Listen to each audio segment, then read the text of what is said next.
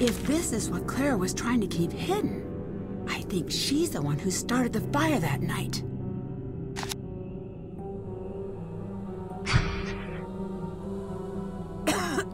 Fire? I better get out of here. It's stuck.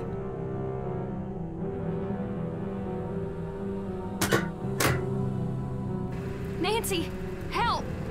What's the matter? It's Harper. She's in bad shape. I can't carry her. I bet we could build something to get her out. I could use this to build a makeshift wheelbarrow. Hmm.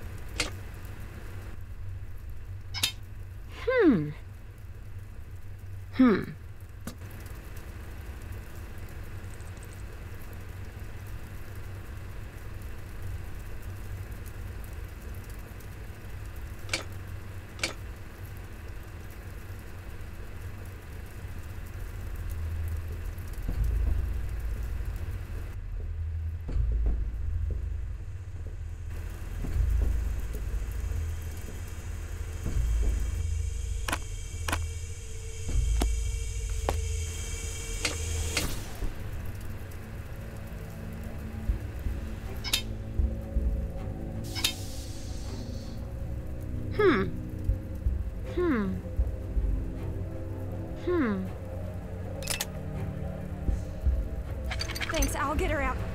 Nancy, my mother's upstairs. She's in the bedroom. It's too dangerous to ask you to help. You decide. I don't care if it's dangerous. I will get her out. Haven't I suffered enough for you? When will you leave me alone? I need you to calm down and come with me. It's too late for us. She'll never let us leave. It looks like it's up to me to get us out of here. The time's been reset. Okay, I did this once. I can do it again. I'm sorry for what happened. I sat at your grave every night for a year.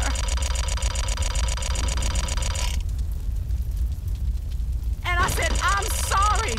I didn't want you to die. You had so much, and I had nothing. And now you want my life. You want me to rot in some prison. Well, I can't keep running from you, Charlotte.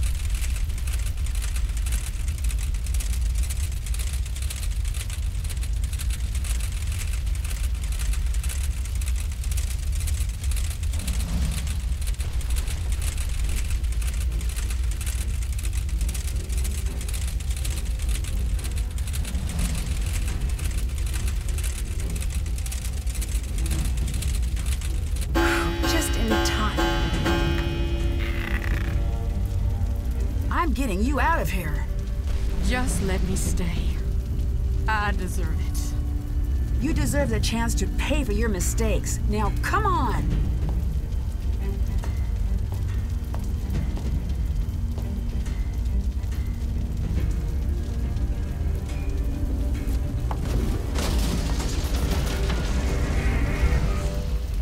Nancy, you made it!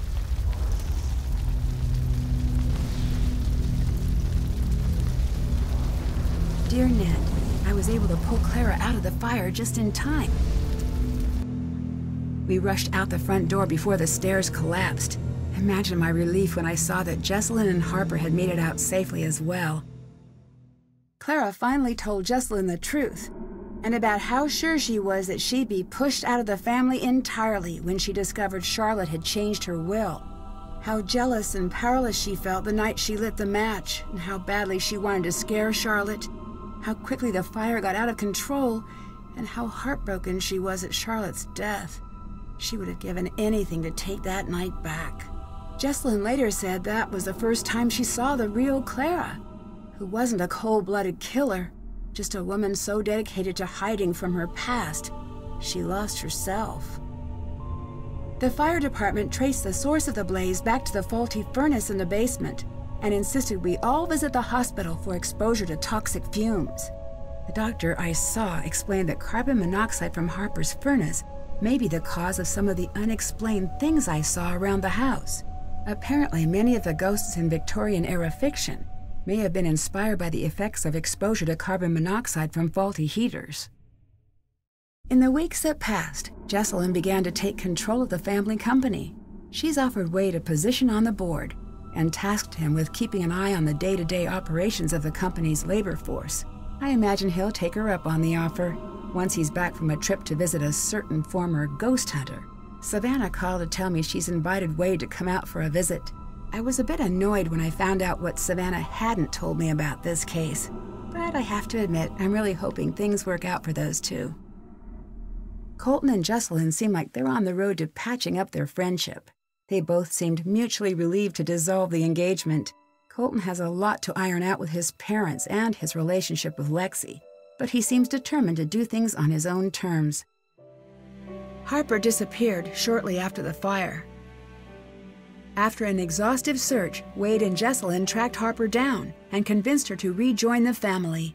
Years of Clara's manipulation left her a bit suspicious of the offer at first, but she finally agreed, provided she could completely raze Thornton Hall, and in its place build a public park dedicated to the memory of the lives lost on Black Rock Island. Jessalyn loved the idea and considered it the first meaningful step toward building a company and a family that would have made Charlotte proud. If you ever find yourself visiting Black Rock Island, the creepiest thing you're likely to encounter is Harper enjoying a good book next to the tombstone that bears her name. And maybe those trees, but it's not their fault they look like that. As for me, I'm looking forward to good old non-haunted River Heights.